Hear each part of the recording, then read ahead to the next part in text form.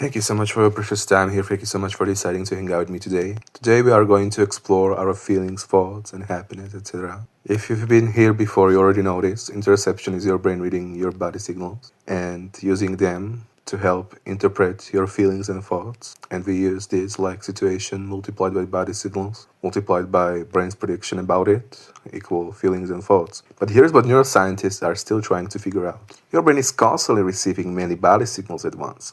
Heart rate, breathing, hormones, muscle tension, blood sugar, cortisol, gut activity, dopamine, serotonin, norepinephrine, endorphins, all mixed together. And the question is, how does the brain turn this messy mix into one clear feeling? Because the signals are not clean. They don't say this is anxiety, this is sadness. They're just patterns. So scientists are asking, how does the brain decide what this pattern means? And even more interesting, why does the same exact pattern sometimes feel completely different? Same body signals, but one moment, this is bad, another moment, this is fine, or I'm not sure what it is. So now, the debate is not which signal creates which emotion, because we already know, scientists know stuff about signals, they're still exploring them, but they know somehow which signal creates which emotion, but we are talking about the brain's prediction, another part of the mathematical equation. How much does the brain trust the signals, and how much does it trust its own prediction? Some theories suggest the brain is constantly balancing both, not fully controlled by the body, not fully controlled by prediction. And here's the part neuroscientists still don't understand. Why does the brain sometimes lock into one meaning, one prediction about the body signals and the situation, and then other times stay open? Because that one difference changes everything. How it feels, what thoughts appear, how real it seems. So what are neuroscientists really trying to discover? How the brain takes a complex body and turns it into a single experience, and why that experience is sometimes flexible and sometimes completely rigid.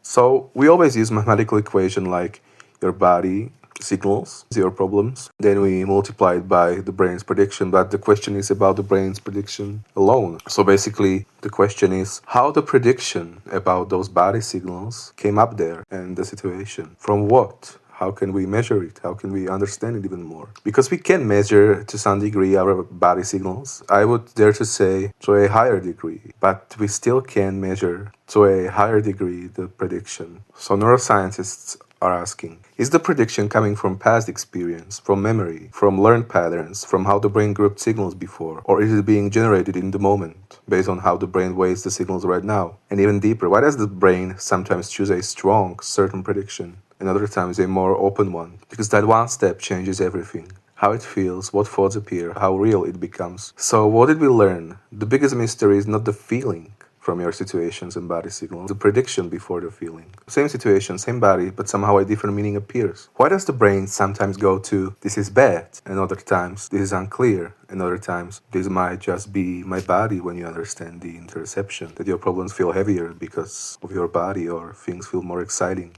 of your body. Because that one step shapes everything. How strong the feeling is, how personal it feels, how final it seems. So what did we learn? The prediction is not just one fixed response. It can be negative, neutral, or uncertain, built from the same signals. And right now, science is still trying to understand how the brain chooses between those possibilities. And like I said in different videos, and also sometimes interoception therapy, where you learn that basically intensity of your problems might come from your body. It's by licensed professionals, usually you got sent there by a licensed professional. Never go to a scammer, please. So neuroscience in 2026 doesn't fully know why interoception therapy works, but they have strong theories. They're all circling around the same mystery we've been exploring. Where the predictions come from and how do they change? And there are theories like the brain is prediction first but constrained by the body. A theory that your feelings are largely predictions about the body, not just readings of it. Another theory is that the brain learns from mismatch. Brain predicts, body sends signals. If mismatch happens, brain updates. Interoception, another theory is that interoception therapy creates control mismatches, like fast heart usually can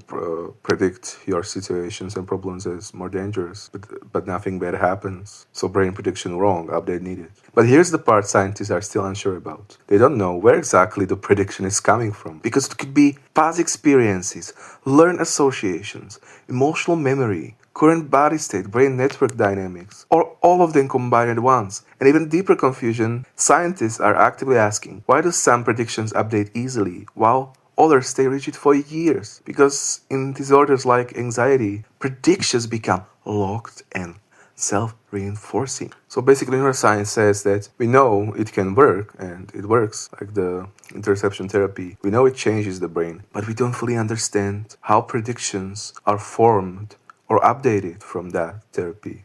So it's still a bit of mystery. But like what's most mind-blowing and fascinating is that we still know that our feelings and thoughts are definitely not just from situations alone, which is fucking mind-blowing. Same situation can feel different with different body signals and the brain's prediction. But the brain's prediction, we don't know exactly why the brain predicts those body signals and that situation the way it is. We know the prediction changes. We know that there are examples where the prediction changes. But why exactly, for what exact reason, and where exactly those predictions come from before creating your feelings and thoughts about your situations and problems? It's so fucking mind-blowing, and it's so exciting to explore this.